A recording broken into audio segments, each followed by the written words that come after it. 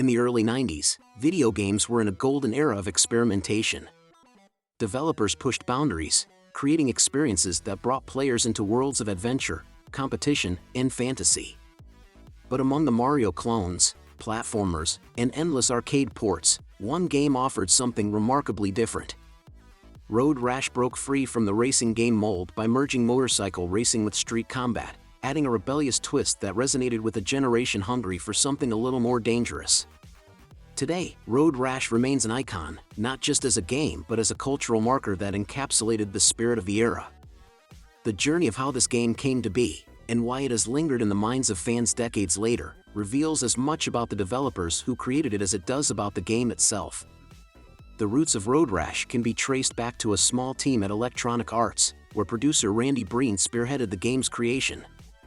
At the time, EA was in the midst of its early experimentation phase, willing to take risks on innovative concepts. Breen and his team were inspired by the burgeoning motorcycle culture that was flooding movies, music, and popular media. The allure of motorcycle gangs, freedom of the open road, and the thrill of danger provided the perfect template for a game that would not only engage players in high-speed races but also give them a taste of rebellion. According to Breen, the initial inspiration for Road Rash came from observing the visceral excitement of motorcycle chases in films and TV shows. These scenes were thrilling not just for their speed but for their chaos, fights breaking out mid-chase, close encounters with police, and the ever-present risk of a crash. Breen envisioned a game that wasn't just about reaching the finish line first, but one that captured the gritty, dangerous, and unpredictable nature of these scenes.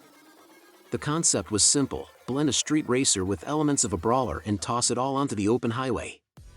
But executing this vision proved challenging, and the developers had to overcome several technical and creative hurdles to bring Road Rash to life. One of the most notable achievements of Road Rash was how it translated this chaotic vision onto the Sega Genesis. In the early 90s, hardware limitations were a constant struggle. The Genesis, while advanced for its time, didn't make it easy to render complex graphics at high speeds, let alone incorporate fighting mechanics on top of that. Breen's team faced the daunting task of making a high-speed racing game that also allowed for hand-to-hand combat, all without slowing the game down. One of the key breakthroughs came with the game's use of parallax scrolling. By layering the background and foreground elements at different speeds, the team created an illusion of depth that gave the impression of a sprawling, open road. This technique wasn't new, but Road Rash used it in a way that felt more immersive, making each race feel as though you were genuinely hurtling down endless stretches of highway. To enhance the immersion, the developers worked on incorporating AI that would simulate not just other racers but police officers who would chase players for violating the law. These AI-controlled officers became a unique challenge to players, adding stakes to each race. If players fought too much or broke away too often, they risked arrest, forcing them to balance aggression with strategy. The decision to include police was a crucial element in giving Road Rash its rebellious edge, emphasizing that players were more than just racers, they were outlaws. The addition of combat was arguably what set Road Rash apart from every other racing game at the time. While most games were focused on clean, competitive racing, Road Rash encouraged players to be dirty, to fight their way to the front. The development team saw this mechanic as a way to give players a new dimension of control over their experience, making each race feel like a brawl for survival rather than a simple speed test.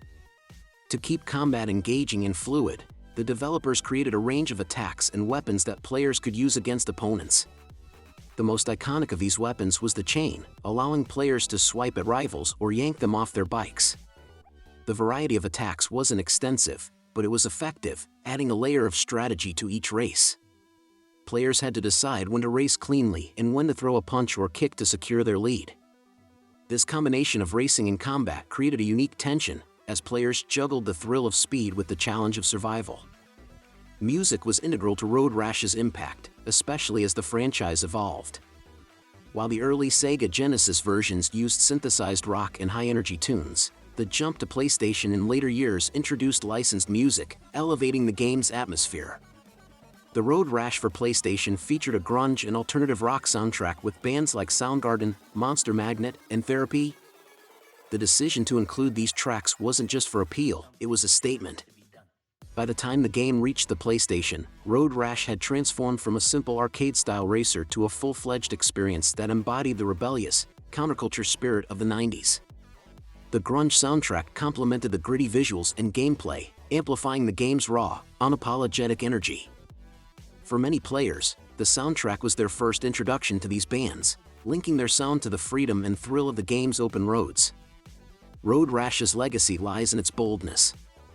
It was a game that wasn't afraid to blend genres, challenge conventions, and, in doing so, created something completely original.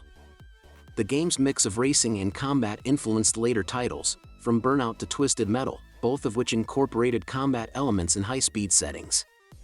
Yet, while those games built on Road Rash's foundation, they rarely captured its specific sense of rebellion. Over the years, Road Rash has maintained a cult following.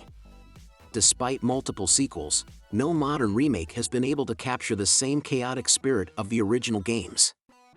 Indie developers and fan projects have attempted to recreate the experience, but Road Rash remains unique, with its iconic blend of open road anarchy and reckless competition. In retrospect, Road Rash wasn't just a game.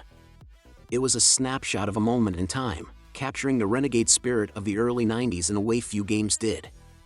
It embodied the era's grunge aesthetic, DIY attitude, and a love for breaking the rules. And the fact that it resonated so strongly speaks to the talent of Breen and his team, who managed to capture that essence in the constraints of the Sega Genesis hardware. Ultimately, Road Rash will always stand as a testament to what games can accomplish when developers are willing to take risks.